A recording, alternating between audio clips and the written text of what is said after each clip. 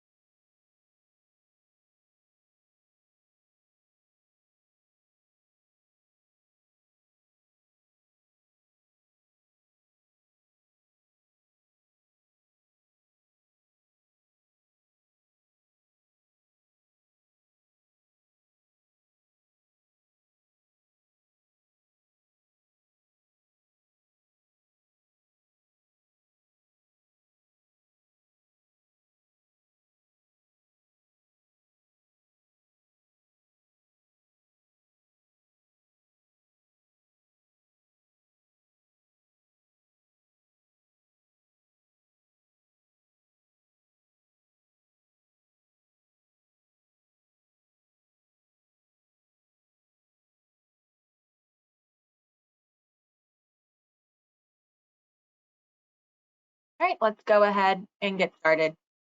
Hi, everyone. Thank you for joining today's webinar, Considerations for M&A Transactions in the Healthcare Industry. Today's program will be presented by Michael Ritchie, Senior Manager in Withum's Healthcare Advisory Team. Before we begin, I have a few notes. Today's materials can be found in the toolbar on the right of your screen and will be distributed to you after the program.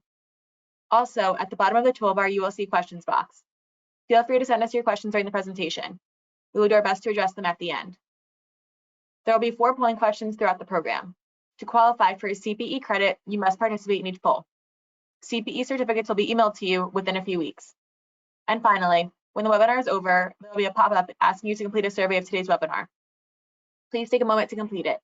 It is our way of being able to provide you with the best and most relevant programs possible. I will now turn it over to Mike. Great, thank you, Rachel. So our topic today is going to be considerations for M&A transactions in the healthcare industry. So obviously a pretty broad topic, but we're going to focus on a few key areas. But feel free to post any questions you have regarding M&A. So my name is Mike Ritchie. I'm a senior manager in our transaction advisory group at Withum. So brief overview of Withum. Withum's a top 25 national firm with offices up and down the East and West Coast with more than 2,000 employees. So our firm philosophy is to take a vertical approach when it comes to industries, where our team members focus on 1 or 2 specific sectors, and within that, healthcare is one of the largest sectors at Withum, with the focus on tax, audit, and then the advisory services.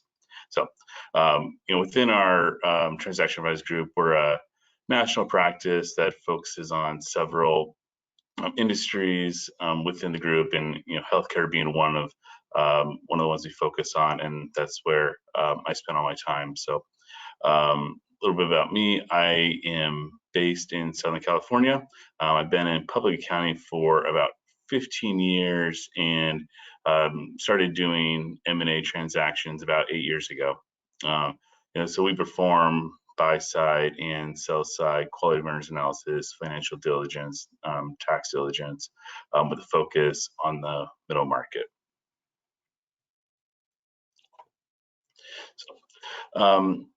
So M&A has really grown in the healthcare industry over the past several years, and some transaction considerations include financial, revenue cycle, tax, post-merger operational and system integration, technology, and structuring aspects of the deal. So this course is going to focus on a few of those aspects, and I think just overall, of the M&A market. So Q1 it was definitely a little bit slower, although the middle market seemed to hold up okay and did pretty well. But within that, the healthcare M&A markets, remain robust and very active.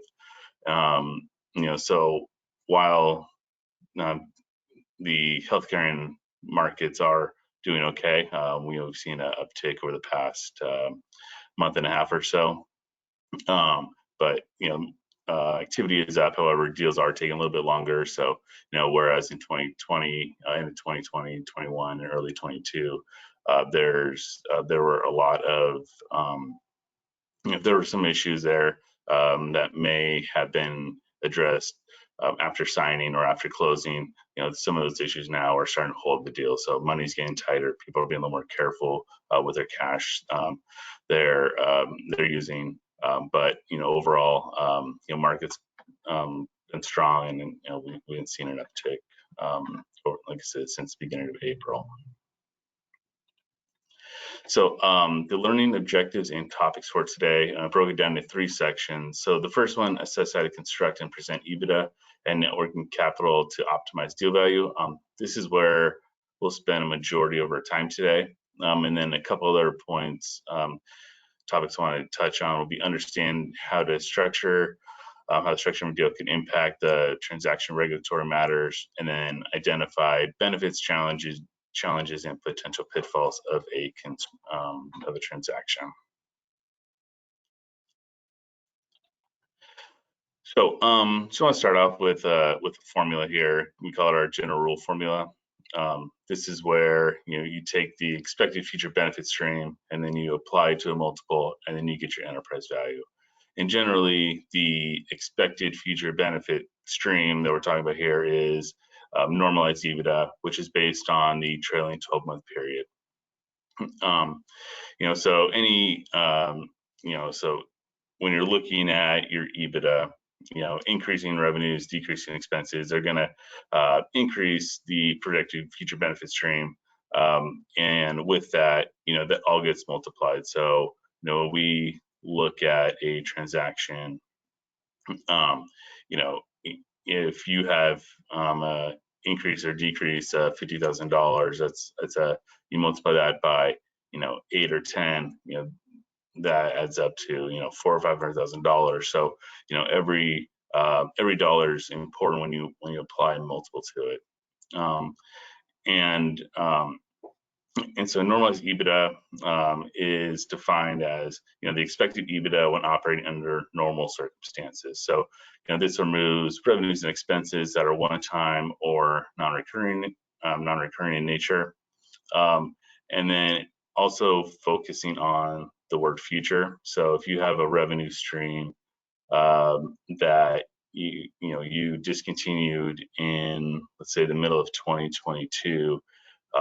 And you're selling the business at in Q4 of 22, that benefit of that revenue stream goes away, since that is no longer going to continue post transaction.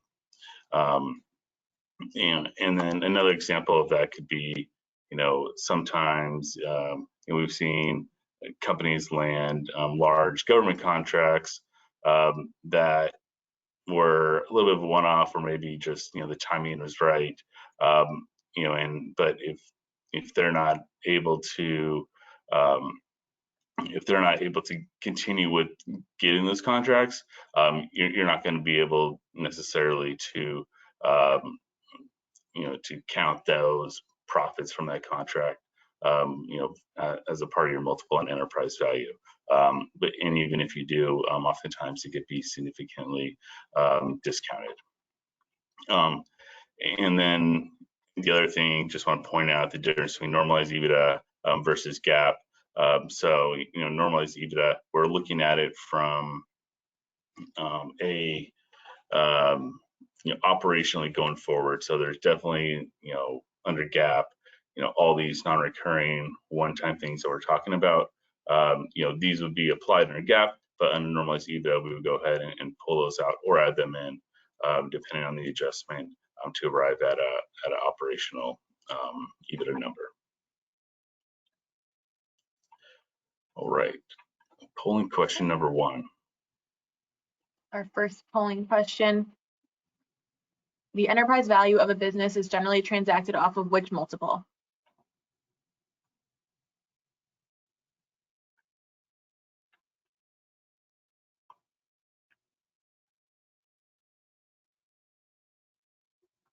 Reminder to get your votes in.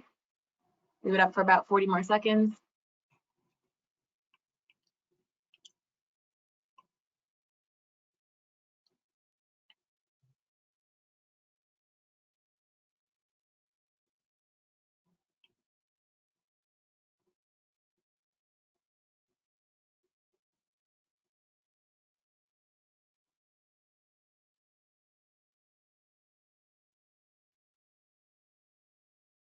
About 10 seconds and I'll close it out.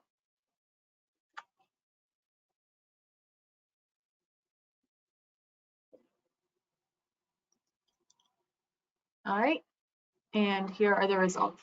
So like 60% voted normalized EBITDA. Okay, yeah, so normalized EBITDA, so GAAP basis EBITDA, so generally, in an ideal world, we want to start out with GAAP basis financials where, we got GAAP income, and then we can work our way to normalized EBITDA where we're adding back non-recurring one-time adjustments in there, but normalized EBITDA is the answer. Okay. All right, so before we get into the EBITDA table structure, I just want to touch on something that's very common in the healthcare industry, especially when you're looking at physician practices or other companies that deal with commercial insurance payer revenue cycles, and so when we're looking at a business going to market or looking at a target that one of our clients is acquiring, one of the, we look at cash to accrual. So first, cash basis is, it records the revenue expenses when the cash is received or the payment is made. And then the accrual basis, it takes those revenues and expenses and it matches them up and records them when incurred and when the service has been performed. So, like I said, most practices operate on a cash basis, but EBITDA is transacted on an accrual basis. So an example of this would be, let's say you're a physician practice and you perform a service, you see a patient, you perform a service on April 15th. The company pays the provider salary on May 1st and then receives payment from the insurance company on June 10th. So under the cash basis, the company would record that expense in May and then would show that corresponding revenue in June, even though the service was performed in April. And so under the accrual method, we take those revenues and expenses and then record them in April to match up with when the provider saw the patient, and then we record a receivable and payable for those revenues and expenses. Some typical cash to accrual adjustments, just want to point these out. So cash receivable, we'll get into that in depth coming up here shortly. Prepaid expenses, so this is, typically, let's say you have an insurance policy that you pay for upfront. The insurance probably goes from July 1st through June 30th of the following year, and you pay that premium all upfront. That needs to be allocated over the 12-month period. So you would take that payment, put it in there as a prepaid expense, and then amortize that evenly over 12 months. Inventory, if you're dealing with a company that has a lot of pharmaceuticals or medical high-cost medical supplies, rather than when you buy a group of medical supplies or pharmaceuticals in bulk, rather than expensing it onto your P&L at the same time, you put onto inventory and then you'll release that from inventory as you're using the goods.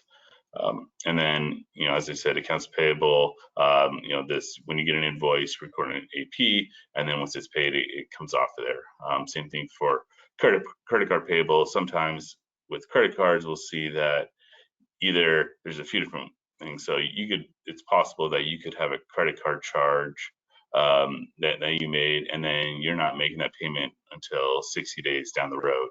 And so, it's important to track those credit card transactions when you're making them, and then accruing for them, and then relieving them from the balance sheet once they're paid. Accrued payroll, so an example of that would be, let's say you get paid every other week, and so there's 26 pay periods. So that means there's 2 months out of every year that there's 3 pay periods, 3 payments that are hitting a month, which creates some lumpiness. And the idea behind that is to just match up the payroll expense with when your employees are working. So that allows it to be smoothed out. And the whole idea behind all these cash flow accrual adjustments is to smooth out your monthly activity, to show what the true net income and profit is by month. And so I think that's another good point. When we're looking at doing a quality of earnings analysis, we look at the monthly trend. So we'll get, let's say we're looking at, we're doing some work for a April 30th, 2023 period end. And so typically we'll look at the last 2 full years plus the TTM period for the most current period that's closed. And so we get the monthly income statements and balance sheets, lay them out, and then we focus on trends. And so when you're dealing with the cash basis, there's a lot of lumpiness that's going on, and so the intent of the accrual basis is to smooth it out. So again, so we could see the true operating profit by month.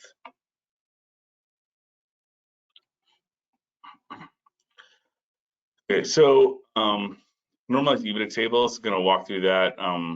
Typically, there's 4 primaries of the EBITDA table. You got your revenue, your cost of revenue, your operating expenses, and then your adjustments. And so on the right side, you can see we laid out what normalized EBITDA is defined as. So you've got your typical EBITDA, and then the normalizing piece is adding the non-recurring and non-operating income and expenses. So when we're doing a quality of earnings analysis, where we'll spend most of our time is on revenue. And when we're dealing with a commercial insurance payer revenue cycle, that's definitely where we'll spend majority of our time. And the way we do that, there's a few different ways, but the primary way is we do something called the waterfall analysis, which is basically we take the historical data and we try to build it out on a very detailed level. So we'll request and obtain the detailed CPT code data by transaction. So and then lay them out line by line. And then we'll build out a cash collection model to project expected future collections based on the data service. So oftentimes when we're dealing with the commercial payer, that collection cycle could be quite long, anywhere from 4 to 8 months, or even longer in some cases. So the main idea of this is to take the historical performance and what our historical collection rates have been, and then project them out for the future. And then that allows us to normalize revenue on an accrual basis. And so some of the things we look at when we're building out this waterfall, we're looking at, we're trying to determine the collection rate, and we base that on the data service, the service type, the payer, even the location, the payment date, payment amount, charge amount, and the provider. So there's a lot of different factors that play into how much you're going to get reimbursed for a claim. And so we try to factor in as many of these different aspects as possible in order to allow us to project an accurate accrual revenue number. So typically in a growing practice, when we're going from cash to accrual, we're going to see, if your company's growing, we're going to see a pickup of EBITDA, while in a contracting practice, there's generally going to be a decrease in EBITDA. That's just with the collection cycle. If you're on a cash basis, you're still the money you're collecting this month relates to services from maybe 2, 3, 4 months ago. So as long as that revenue is growing, your cash collections are going to keep continuing into the future, but you're not actually realizing that full increase in the collection cycle on a cash basis. There are just typically one area that we run into issues on where if we're looking at a queue of looking at the clinical data and we're having trouble getting this, we can end up spending quite a bit of time. It can really slow down the process of the diligence cycle if we can't get good reporting from the RCM system. So, whenever we go in on a sell side project, that's one of the first things we look at is, okay, what's the quality of your revenue cycle management system? How do you track it? What's the reporting functionality? What type of information can we get out of it? Because understanding that, and getting the information up front really expedites the process. And on the buy side, if we come in and we look at, we're looking at the numbers and we can't get, we can't extract all the data we need, it just makes it more challenging and requires us to do additional legwork, and it definitely extends the process quite a bit. So generally we go in. This is one of the first things we look at and discuss with the other side to make sure that what we need to obtain to perform our analysis is available to us. So there's if the waterfall is not available, or if there's a different approach, we want to take a couple other possible approaches. There's zero balance analysis.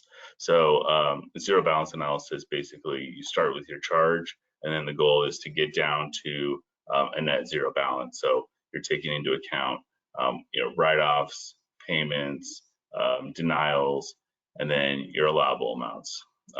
And that's if you can do that, it's a great way to understand what your understand the business, understand what your denial rates are, how much do you have to write off. Is it oftentimes practices don't know if they're writing off 3% or if they're writing off 10 or more percent. And so this is a great analysis to show, okay, hey, here's what our denial rates are, here's what we're writing off, here's what our true AR is. Then, if those two methods don't work out, there's definitely other ways to analyze revenue. And one of those would just be if we did a quality of revenue analysis where, if let's say we've got the data service, we get a report that has a data service, the amount collected, the location, and then the CPT codes. But it doesn't have a payment date associated with it. So one way that we can take a look at this is estimate what is the collection cycle, and then go back. So let's say, within 6 months, they're collecting 99, +% of their revenue.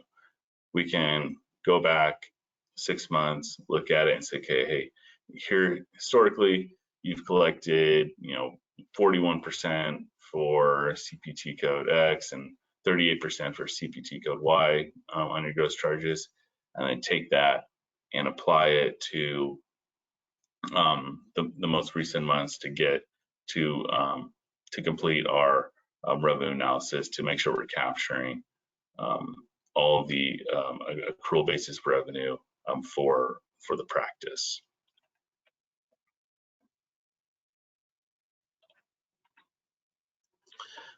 So this is an example of a waterfall. So you can see the numbers in white are the actual collected amounts, and the shaded numbers in gray are the projected numbers. So this analysis, this example goes from March 22 all the way up, and the numbers on the top in the column. So month 0, that is the amount that you're collecting in the same month. So if we're looking at March of 22, month 0 would be the collections that you received for March of 22 for those dates of service. And then, the next month, month 1, those would be collections that you received in April of 2022. And so in this example, we received, our analysis was through March of 2022, but we received payment data through April. So we were able to, so we had basically 1 month extra of payment information. And then from there, we built our model to project, hey, here's what your collections are going to be going forward, and forecast them that way.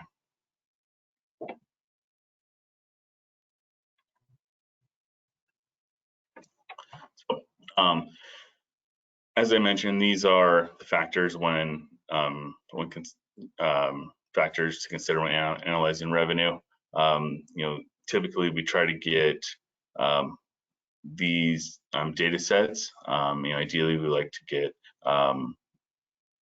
quite a bit more if possible, but it's not just building out a waterfall. Getting that data allows us to analyze the productivity of the practice in several different ways, and analyze and look at other KPIs to show the overall health of the practice and any areas of concern or any areas of potential improvement to be made. So it allows us to look at total encounters. We can look at the CPT code data allows us to look at new patient visits versus existing patients. Sometimes we can, if the data is there, we can look at the referral sources, make sure there's no concentration risks within the practice's referral sources. You can look at revenue by location, see if there's any trends that are concerning there for lost revenue by location. You can analyze and look at provider productivity, even look at analyze the RVUs of each provider, and then looking at the change in the reimbursement rate. So oftentimes there's always going to be Medicare is always going to have a change in the reimbursement rates at the beginning of the year. So it's important to understand. In let's say 2022, Medicare is reimbursing 40% for a certain CPT code, and now Medicare's been reducing their reimbursement rates for a lot of services, so now we're only going to see 37%. And it's important to understand that and factor that into our model, because if we're factoring in and considering a 40% margin and we're only going to get 37% reimbursed from Medicare, we're never going to get to our overall revenue number.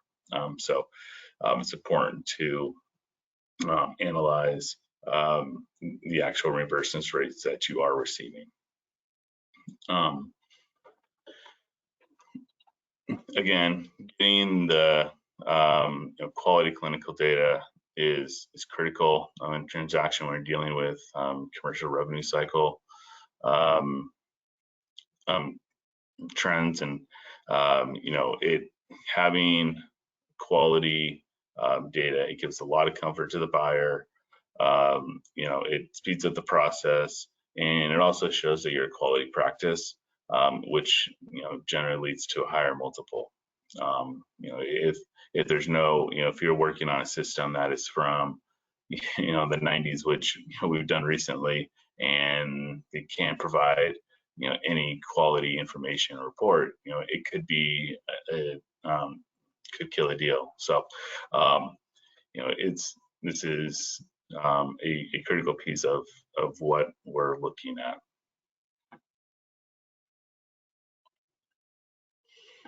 Okay, so jumping into the cost of revenue. So generally, when we're dealing with healthcare companies, those costs are primarily pharmaceuticals, and then material costs for surgical implants, or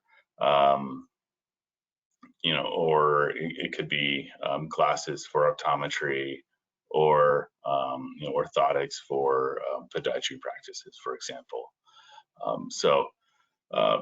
Generally, again, practices will record these on a cash basis, and so these costs need to be normalized and matched up to when the service was performed, and when those goods were used, and not when they were paid for. So one way that we will go about looking at it is we will take the CPT code data, and then and then we'll take a look and do counts by date of service for those codes that relate to the inventory goods, or the goods that have a cost of revenue associated with them, and add those quantities,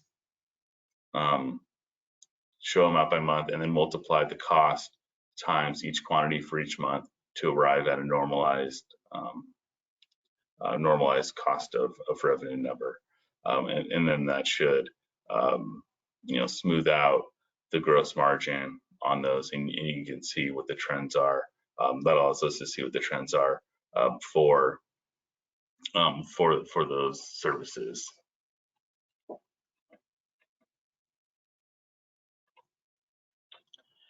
Okay, polling question number 2. Second polling question. When analyzing clinical data for revenue, which of the following factors is not critical when normalizing revenue?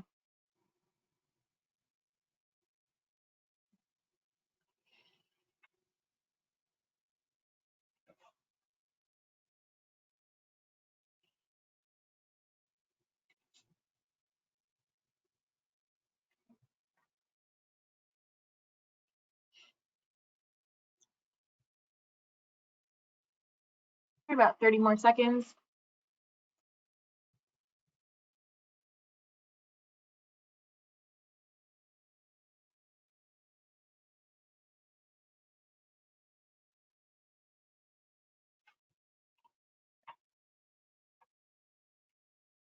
Ten more seconds and I'll close it out.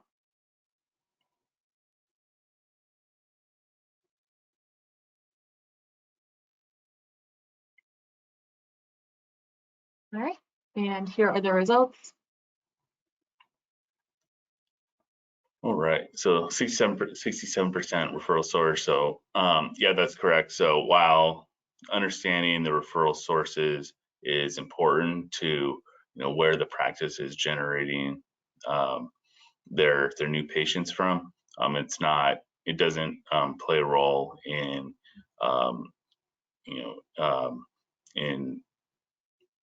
in coming up with an accrual basis revenue number. The referral source, it allows us to understand again what the concentration risks are, and if that's going to be impacted post transaction.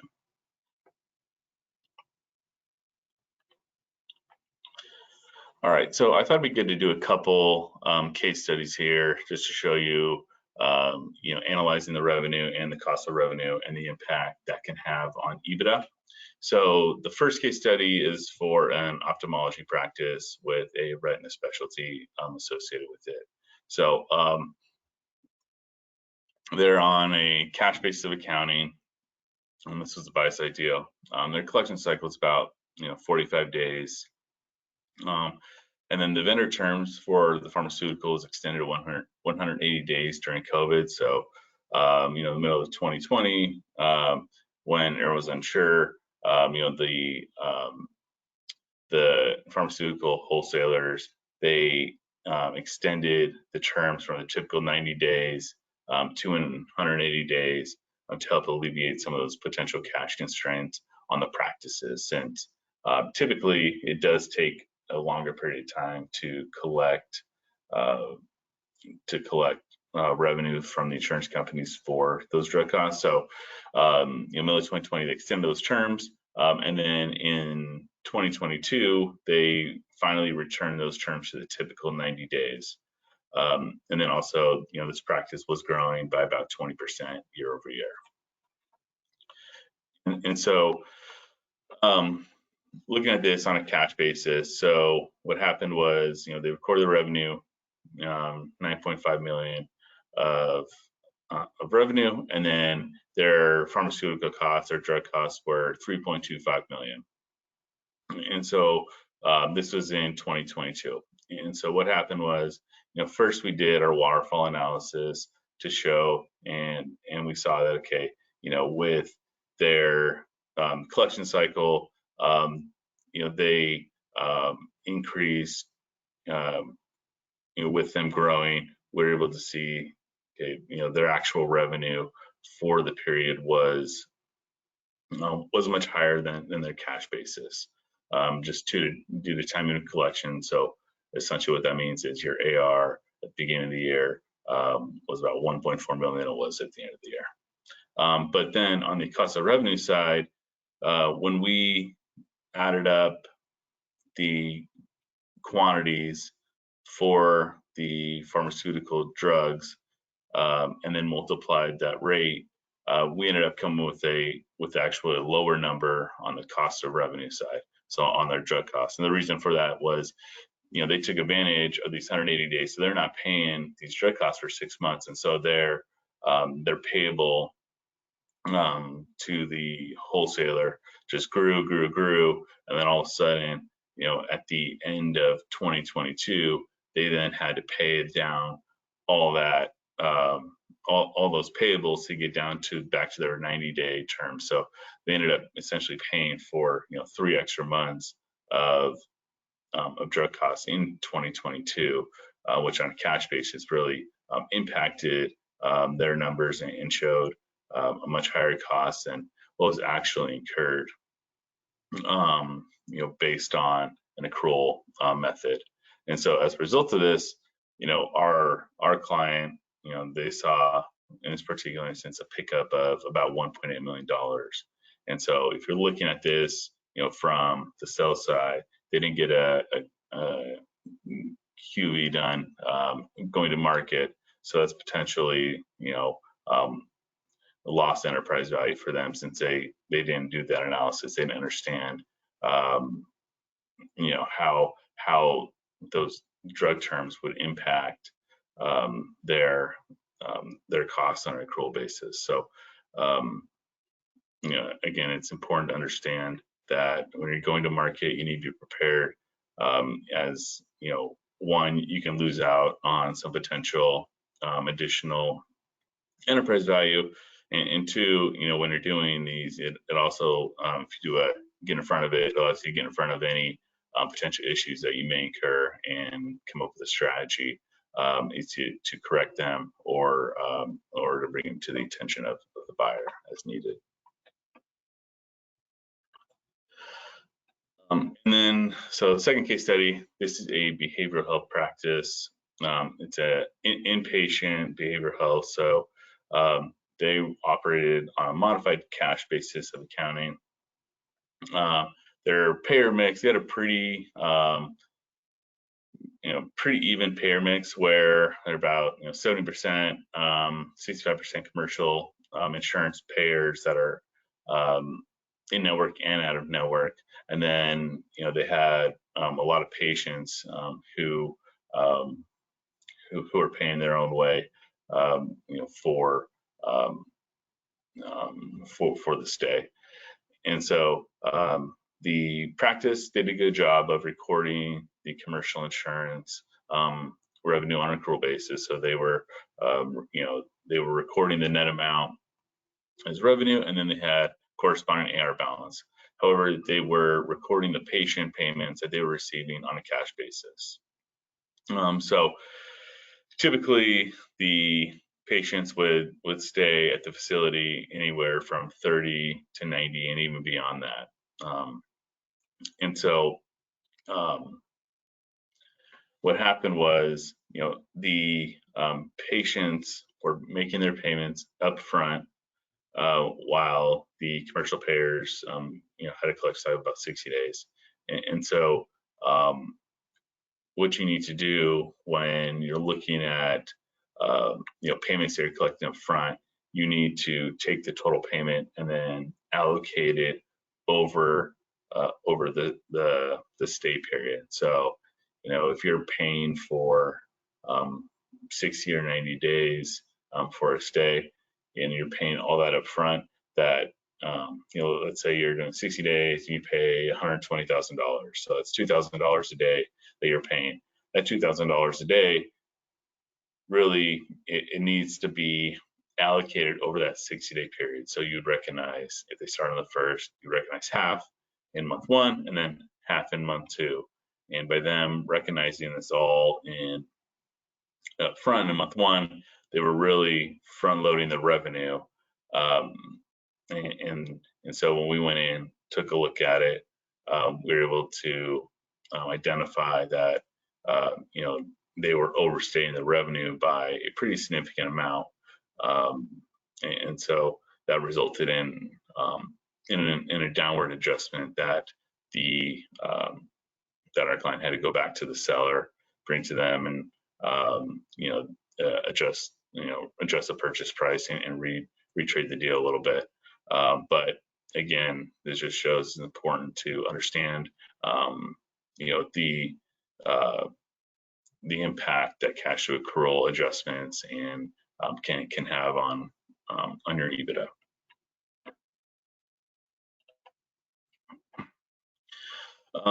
In operating expenses, so just cover this briefly here. I just put here some typical operating expenses for healthcare companies. We've got payroll, rent, medical supplies, software, and other operational system costs, and then professional services.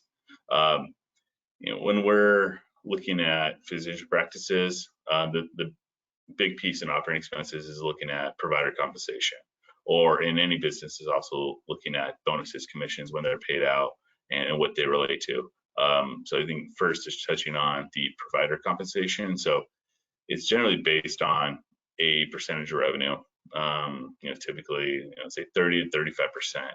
And so a lot of times, providers will have a base salary, and then once they hit that a certain threshold to where they get to that 35% of the base, they then get bonused out for any collections in excess of that. And so it's important to understand that and make sure that you're accruing for the compensation against the corresponding revenue. And even when you're dealing with, it's more critical when you're dealing with the owners of a practice who may have a larger salary or may have a lower salary, and then they take distributions. As cash becomes available, it's important to set that to market, and understand how that sets the market, and then understand how the compensation relates to revenue. And then same thing for bonuses and commissions. So a lot of times commissions, if you're selling a service and you have a sales team and your commissions, they earn commissions, they get paid out every quarter. It's important to understand and accrue for those commissions when those sales, when they make the sales, rather than waiting until the following quarter, because you're going to end up with a one period lag time there. The other thing is, want to point out here, when we're looking at billing systems, and if sometimes if you outsource your billing, you're paying a percentage of the collections to a third party, RCM system like Athena. And so it's important, if they're paying 5%, it's important to, again, match that up with your revenues and what you expect to collect based on when those services were performed and not when you paid those out.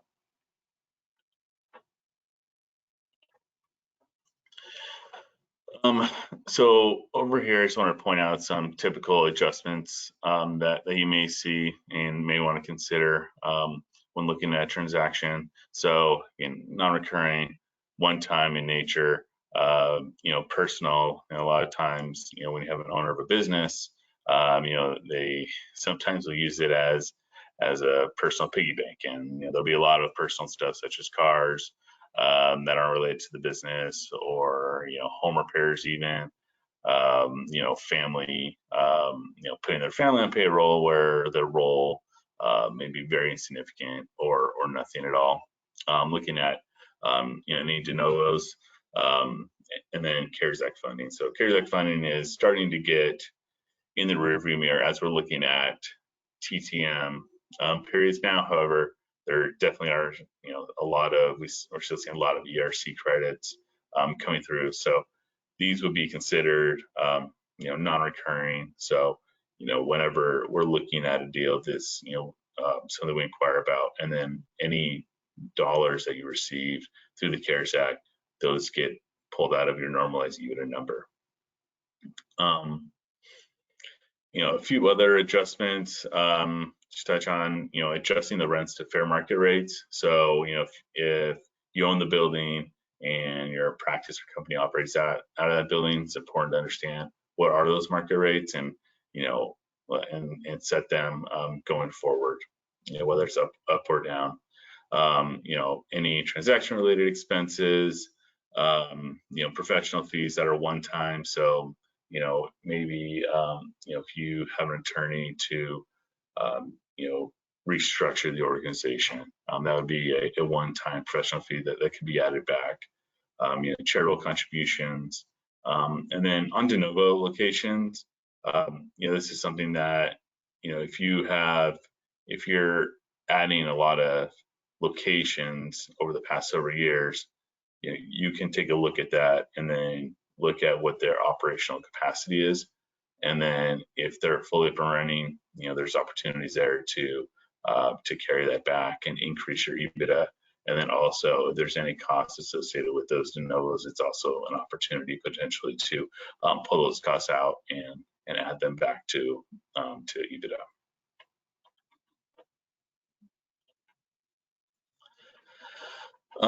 So working capital, working capital is a very important part of the process, and it really comes into play at the very end. It's always the last thing that has to be worked out in a deal. So there's always back and forth as to what can and can't be considered working capital. So the working capital, when you're building it out, it should be your current assets less your current liabilities that are related to operational. So any non-operating assets or liabilities, such as any notes payable, capital leases, any amounts due from family members or shareholders, those would all be pulled out. Those aren't a part of operations, and so it's important that as you're looking at working capital to build it out and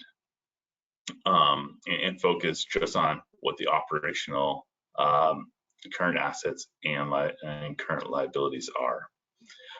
So we always, if we're talking to, when we have we're on the sales side talking to clients, we always recommend that you talk about working capital when you're in the LOI phase. Make sure both sides have an understanding of what that's going to look like, and so then that always helps at the end when we get to it.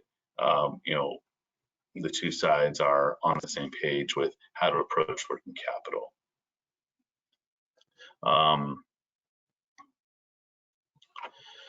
And so just outline some typical areas. You got AR, prepaids, inventory, AP, accrued expenses, and other current liabilities, including deferred revenue.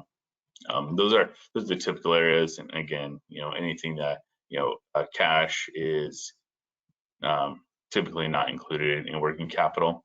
The purpose of working capital is to figure out, okay, what's my cash flow? What cash needs do I have day one? How long is it going to take me to get our operations and cash flow positive? All right, polling question number 3. Okay, here's our third polling question. Working capital excludes which of the following?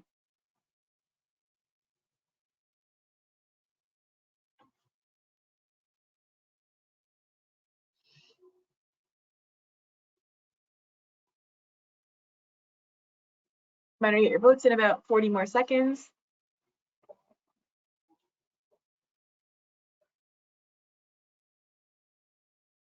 And as a reminder, the recording of this webinar and the PowerPoint will be emailed to you, as well as your CPE certificate in a few weeks if you qualify.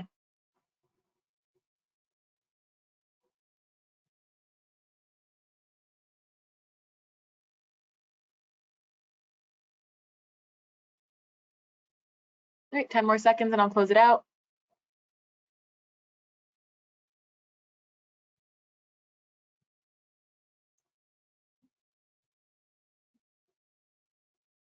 Okay, and here are the results. Okay, 68% notes payable. So that's correct. So notes payable are considered debt and debt-like. So on the sell side, those would need to be paid at closing typically, and they would not be assumed by the buyer. Okay. All right, so I just wanted to touch on here, how structuring could impact, how structuring the deal could impact on the transaction. So first, there's 2 ways to acquire or sell your business: asset versus stock purchase. So at a very high level, there's the advantages of a stock sale. It is less complex than an asset deal typically. The cash goes straight to the shareholders. However, there's no step up in the tax basis of the assets acquired by the buyer. And then the buyer usually creates more risk for the buyer from liabilities and potential tax exposure. And then on an asset deal, so the buyer receives a step in the basis of the assets, and then the buyer doesn't typically assume the risks, doesn't assume the liabilities of the target company. However, if it's a C corp, the seller is subject to double taxation. The transfer of assets could be more complicated. So if you have a license in a state to operate, a certain, healthcare sector, and it's really difficult to get those licenses, in an asset sale, it's going to be much more difficult typically to get those licenses transferred than it would be in a stock sale. And then if you have any capital lease agreements or things like that, it's usually more difficult to transfer those. If you're assuming, if you do end up assuming any debt, a lot of times the lenders will want to renegotiate those. However, sometimes even if you have an agreement in place in a stock sale, there still might be a triggering effect if you're still majority of practice. So a lot of times we'll see a managed service organization structure, an MSO. So, these are usually in place when you have non-doctors who operate and manage practices. So typically they're private equity backed. However, there are strict rules around MSO fees, from state to state. States like Illinois, New York, California, they're much more strict than other states. And so this can be a big risk for a buyer if you come in, and typically the red flag is if payments are coming in from the insurance companies for practices, for the services the practices are performing, if they're coming into the MSO bank accounts rather than the practice bank accounts, that's a red flag, and it really shows there's no separation between the MSO and the practicing group. So, if you have an MSO structure and you're planning to go to market, it's critical to make sure that you have the proper structure in place and that you're following that structure. And then typically, there's a fixed fee versus a percentage revenue structure. So usually when we see an MSO, either they're paying a certain amount per month for management fees, or they're getting anywhere from 10 to 20% of the collections from the practices. All right, so identify benefits, challenges, and potential pitfalls of a transaction. So we covered EBITDA and everything, and now I just want to touch on why a transaction. There's a few different reasons why someone may want to do a transaction. One is just they're getting to the retirement age and they want to exit the business. So typically that's what people most think in a transaction. Other reasons for a transaction would be if you're looking for growth opportunities and you want to get some cash to really grow the business. That's another great opportunity where you could sell majority of your company, find a great strategic partner, and then help grow the business. And that also allows you to basically get 2 bites at the apple. So you're selling your first chunk at, let's say, 70%, and then you're holding on 30%, and then your partner comes in and you really grow the business over the next few years, and then there's a second bite at the apple 3, 4, 5 years from now, and then that will hopefully get you a much higher multiple and return on that 30% than you did on the original 70%. And then the last one that we're seeing a little bit more of right now is just if you have a business and you just want to sell a minority share, or maybe take out a loan, that's another good opportunity to just kind of create a nice little nest egg for you, if that's what if you feel it's necessary.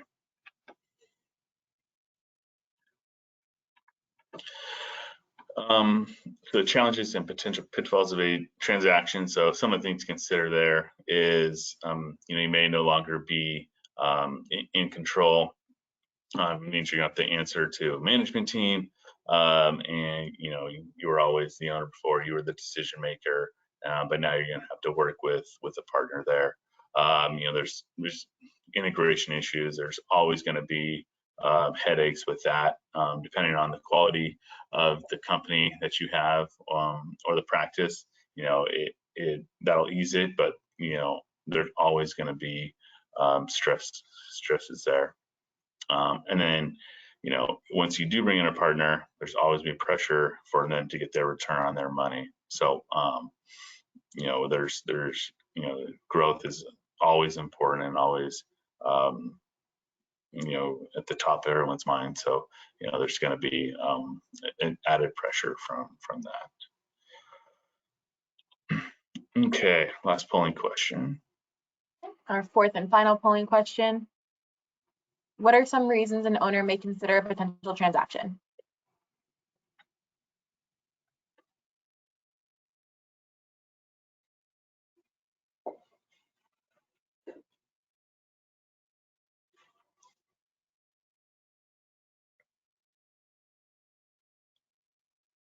About 30 more seconds.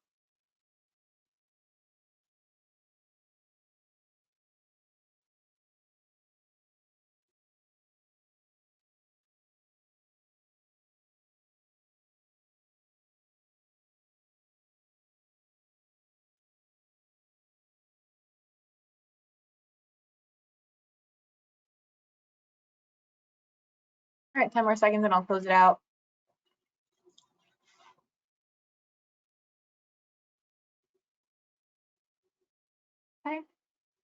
And here are the results. Yes, all the above. That is correct. All right, so I know we're out of time here. I have just a couple more slides that I'll get through real quick. So just a few things to consider when you're planning an exit. We always tell when we start having these conversations, what's your timeline? Start there. When do you want to retire? And then work backwards, because if you want to retire at age 65, you likely don't want to sell your business at that time, or 64 even. You may want to consider selling it at age 60, because there's usually going to be a lot of times there's a contract, especially if you're if you're in the professional services, a physician, they're going to want to have a contract with you for a few years, to help that transition. And also, you don't know what the market conditions are. So if you have a window where you're looking to sell, for example, if you were looking at, thinking about selling 21, 22, and right now you have been, you likely had a much better opportunity in 2021 than you would right now. So just as you're planning it, it's important to take these factors into account, and not just think that you can sell your business right when you're ready to retire, because usually you're going to have to stay on for a few years. And then you got to think about who you want to sell to. Whether it's there's a lot of private equity in healthcare now. Do you want to sell to a healthcare system, or do you just want to partner up with another medical practice and have them take it over? So there's and you want to make sure you find the right partner within each of those, because even within private equity, there's different levels of of added pressure to that, where you got to make sure you can work with them. So just as you're going through it, talking to people, it's important to understand and consider who you want to sell to. And then you also need to consider how much cash you want to walk away with. What your business is worth now is not what you're going to get. Obviously, there's going to be just for the transaction alone, there's going to be costs for your attorney, for the for your seller, investment bankers, and then for your accountants, and then also you obviously have to pay taxes on that. So you just need to start with, okay, how much do you want and need to walk away with, and then work backwards. So if your company is worth X amount of dollars and you're not to that point yet, and you have time, you can you figure out, okay, how do I get to that point? Can I get to that point? And then work towards a plan to get there. And then these are some best practices. The higher quality your infrastructure management team are, the higher multiple you're going to get on it. So these are, I just want to point out a few things here. RCM, your EHR, your accounting, your other operating systems that you have in place. And then it's important to have good quality systems. Invest in those if they're dated. Bringing those up to speed will be one, will help the process go a lot faster, and then two, it just shows the quality that you bring to the table. And then in physician practices, looking at compensation, making sure that they're at market rate, and then how many providers are there, what's their capacity, are there any older providers who are retiring, do you have younger groups? Those are all factors that come into play when buyers are looking at a practice. Okay. All right, and then so that is it. Thank you, everybody. Which I know we're past our time. I don't know if there's any questions. I think we are good to go, but here is Mike's contact information if you need. And again, as a reminder, feel free to reach out to him with any questions, and we will send a recording of the presentation and the PowerPoint as well. Thank you, everyone, for joining, and have a great week.